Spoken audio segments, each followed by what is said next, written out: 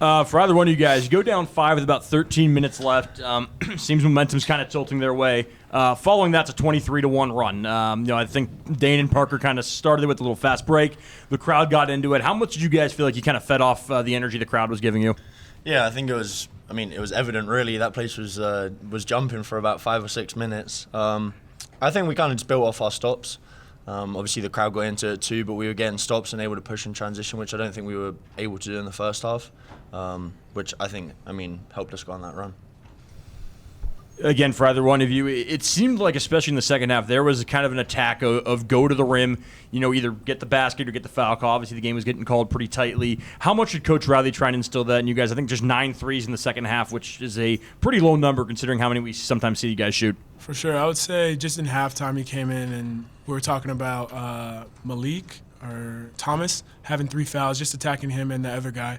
Having small guys out there, and we have big guards, just attacking them and taking advantage on that. Dane set a career high with 9 rebounds for against the D1 team. Still didn't have the double-double. Is that something you guys give him a little bit of a hard time about? He's 6'11", and doesn't have a double-double in his career? No, not necessarily, because he's 6'11" and shooting at 40% from 3. Exactly. I think you just got to understand sometimes that's people's strengths. Dane might not give you 10 rebounds a game, but he's going to stretch the floor. He's great offensively, and he plays super hard on defense. And we talked about it a little bit. I know he had 9 rebounds, and we were on the free throw line box out, and he said, "Hey, if this one comes off, let me grab it." So, but I always understand if you got 9 rebounds, you want to get that double-double. So he was close, but no, great rebounding game from him. LeJuan, Malik, Thomas had 27 in the first half, 7 in the second half. What was kind of the main difference there in terms of guarding him?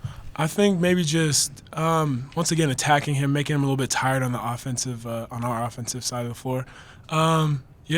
And then attacking him on fouls. They had to sub him out every offensive time we were down there, and then it just balanced it off with him having 7 points in the second half. He had a 3 about midway through the second half for a 66-61 lead. You guys turn around and go on a 23-1 run from there. For either of you guys, what was it about that stretch help you guys kind of pull that off and kind of pull away? Just the 23-1 run? Yeah. I think kind of similar to his question, I think just locking in defensively. I feel like going into these games, we know we can score 91 points, but knowing that if we really lock in defensively and we can keep a team, I don't know what I think they scored 50 points in the first half and 20-something in the second. 49. Yeah, so in that second half is a big difference defensively. And I think that's just like a catalyst for us being able to go on if a team scores one point in however many minutes that was, it's going to be hard for them to win. So I think just locking in defensively. And playing without Nate for a lot of this game, obviously in foul trouble. I guess how did you guys feel like you played with him out, and then how do you guys kind of make that work with such a key cog on the bench for a little bit? Parker stepped up for sure. We always look to play different guys in, and obviously injuries has been affecting us, but everyone has a role, and Parker stepped up for us, did his job. LeJuan, I saw a few times when the emotions were high and everybody was kind of up and down. You seemed to take the calm approach and looked over at the bench, and I think one of the coaches might have said something to you. Is that how you feel? Do you feel poised sometimes in those emotional moments? For sure. I think coming to the bench, talking to Coach Pedro, we always take a breath when I'm a little bit amped up. 2 breaths, 3 breaths. He's always to calm me down right there.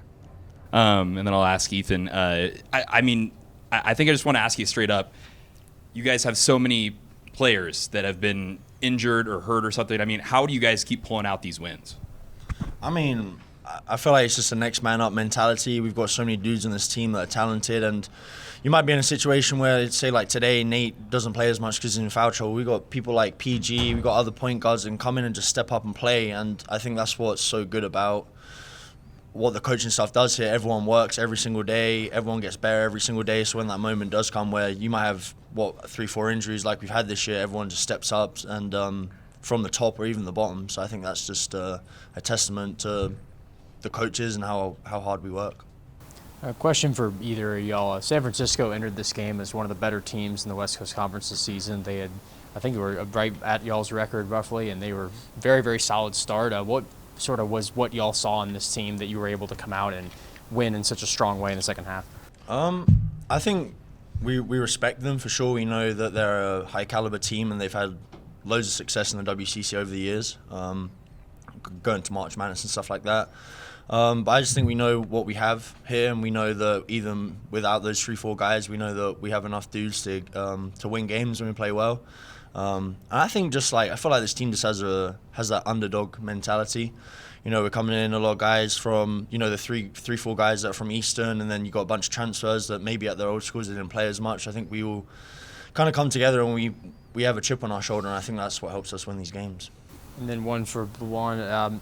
So now you are up against a team next who could also call themselves a big underdog team in Pacific. Sort of as y'all have taken this underdog moniker yourselves, how do you sort of push that as a favorite in a game against Pacific? I think it just starts in practice. We always emphasize just having great practices and leading that to the next game. If we figure out these next few practices, I think we'll be fine in the next game.